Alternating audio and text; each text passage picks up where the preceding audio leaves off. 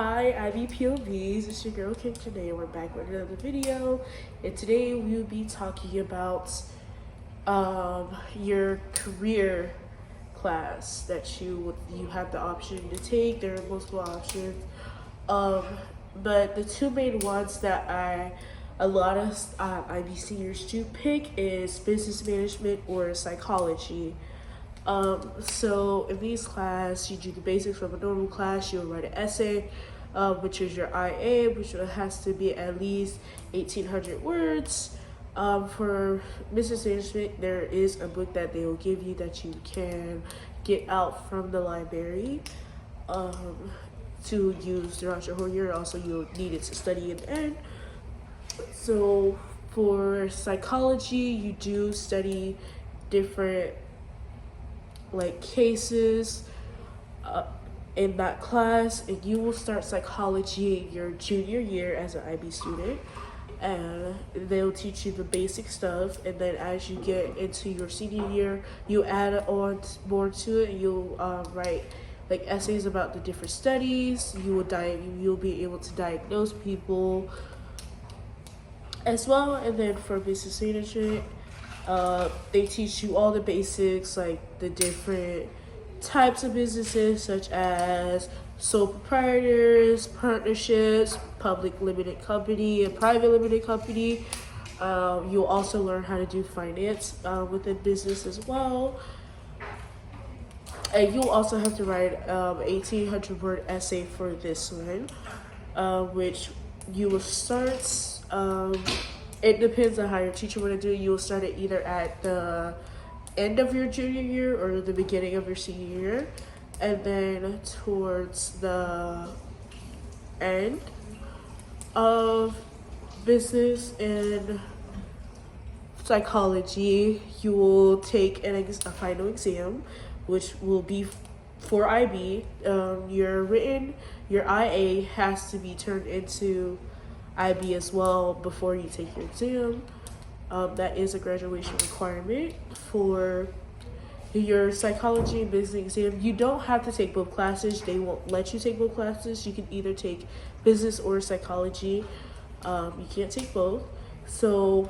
But for those classes, it is required that at the end of your senior year, you do have to take exams for them. And each of those exams, they are split up into 3 papers. There's paper 1, paper 2, paper 3. They're all written. I believe paper 1 is multiple choice answers, though, where it's not written. But paper 2 and 3, they are written only, and you have to write out. There is a 10-point question on paper 2, and then on paper 3 there is a 17-mark question. And you have to write it a certain way in order to be able to get those 10 marks. No 10-mark question is always perfect, and no 17-mark question is always perfect as well. And these exams at the end of the year will determine whether you get your IB exam. How does this impact you as an IB student? One, this impacts you as an IB student because not only does it affect you getting your GPA, not only does it affect you getting your diploma or not, but it will also look good on your academic resume and your work as resume, because you do have basic background in psychology or business management.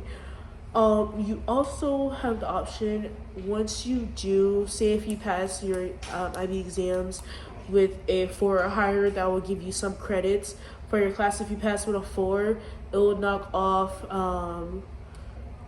2 classes, I believe. And if you pass with anything higher than a 4, it could potentially knock off maybe 2 years, possibly, depending on if you're depending on what college you go to, because they only accept a certain amount of credits. Even if you don't get your diploma, you still can get those college credits, and they still can go into your classes and be able to take it off. Also in this video today, we'll be talking about contemporary 2, which is the second part of your history, so your junior year. you will take, okay, so you will take histories of America your junior year, which is like the basics of history, which is the basics of, you know, the Cold War, the Civil War, the Vietnam War. You will learn your senior year.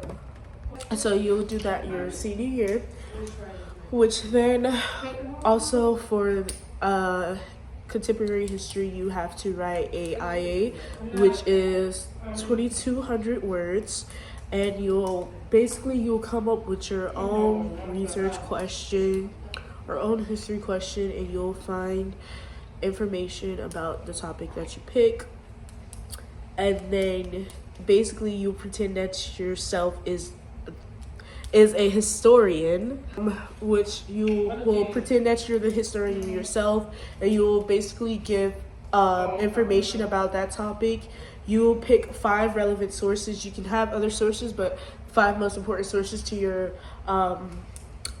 research or your topic. And then in section 1 of that research paper, you will pick your most 2 important sources that you use throughout your second section of your paper, and you'll talk about the purpose, the origin, and the values of that actual source to your paper. And then for your reflection part, you'll reflect on how it was for you as a historian. Basically, you're pretending to be the historian as it was for you. In section 3, you will reflect on if it was difficult, if you faced any challenges finding the research or the information. Was it hard to interpret? Did you have any methods or that you used, or did you find new methods? But that's all for today. Have a good day, guys. Bye.